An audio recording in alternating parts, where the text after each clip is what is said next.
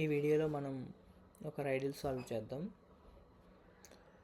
A frog is at the bottom of a 10-foot well. Every day it climbs 3 feet up, but every night it slips 2 feet down. How many days will it take for the frog to get out of the well? ఇది question.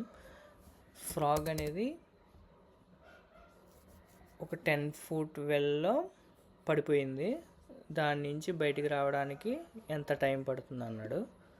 దీంట్లో it climbs 3 feet up. Everyday అనేది 3 feet up, 3 feet పైకి వెళ్ళి అదే రోజు 2 feet కింద పడిపోతుంది అనమాట నైట్. అంటే ఈచ్ డే అనేది 1 feet మాత్రమే వెళ్ళగలుగుతుంది. అంటే ఫస్ట్ డే 1 feet మాత్రమే వెళ్ళగలుగుతుంది, ఎందుకంటే 3 feet - 2 feet 1 feet. Second day 1 feet, అలా సెవెంత్ డే కూడా 1 feet వెళ్తుంది. ఇప్పుడు 8th డే వచ్చినప్పటికీ ఏమవుతుంది, 3 feet పైకి వెళ్తుంది కదా. ఆల్రెడీ 7 days కంప్లీట్ అయినాయి. 7 days 7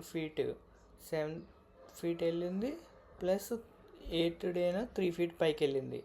7, 8, 9, 10 అయింది కదా. 10 feet కంప్లీట్ అయింది. అంటే 8 daysలో 10 feet కంప్లీట్ అయింది. అది ఫ్రాగ్ అనేది బయటకు వచ్చేసింది, ఇంకా కింద పడిపోలేదు. కాబట్టి 8 days పడుతుంది. 8 daysలో ఫ్రాగ్ అనేది బయటకు వచ్చేసింది.